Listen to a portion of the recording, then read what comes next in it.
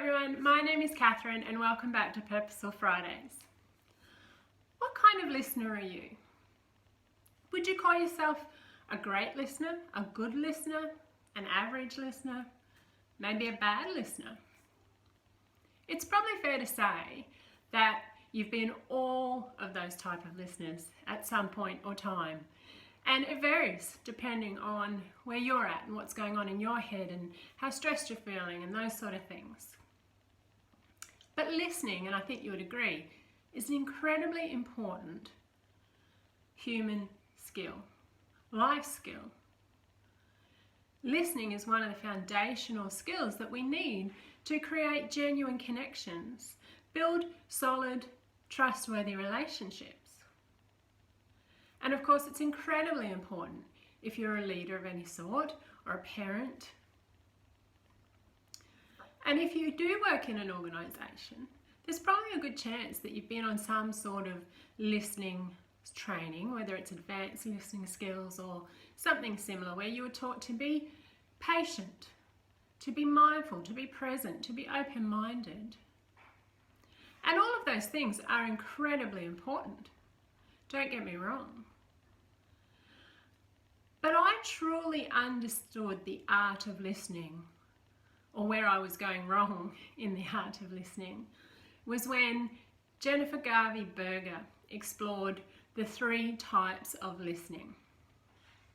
Now she says that we either listen to win, we listen to fix, or we listen to learn. And of course, listening to fix and listening to win are the most popular forms of listening when we are listening to others. What's really scary though is sometimes we don't listen at all, but we say we are.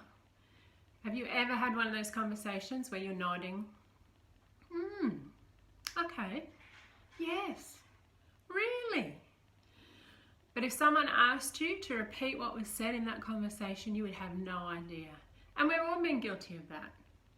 So that doesn't even come up in these 3 options. So really there's a 4th. We're not listening at all. But with listening to win and listening to fix, the 2 most common, listening to win is when you're having a conversation with somebody and they're trying to explain a new perspective or their perspective, or helping you understand something they've learned, a new concept. And as they're speaking and explaining, that concept all of a sudden you realise it doesn't fit within the confounds of your own perceptions. It doesn't match any of your beliefs or your values or any of the experiences you've had. So as soon as that happens, you immediately start collecting information based on your own experiences of what you can use against that argument. So proof almost that what they're talking about is actually not right, and that it's not a good way to go, or it's not something to consider or be open to. And so ultimately what you're trying to do is win that conversation. Listening to fix, obviously, is when someone comes to you and you're having a conversation, and as they're talking, you have identified a problem that needs solving. And so you automatically start to listen and match what they're talking about to, again, your own experiences that you've had.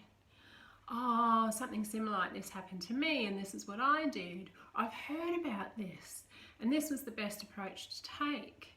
So instead of listening and understanding what they're talking about, you just start trying to piece together information so that you can fix the problem for them and direct them to a particular solution based on what you know and your experiences.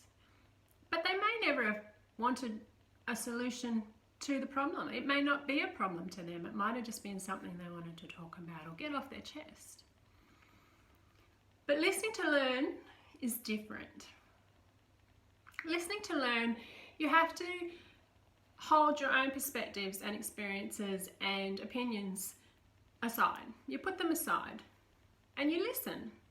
You listen to understand what that person's saying. And one of the key elements of listening to learn is asking different questions than you normally would.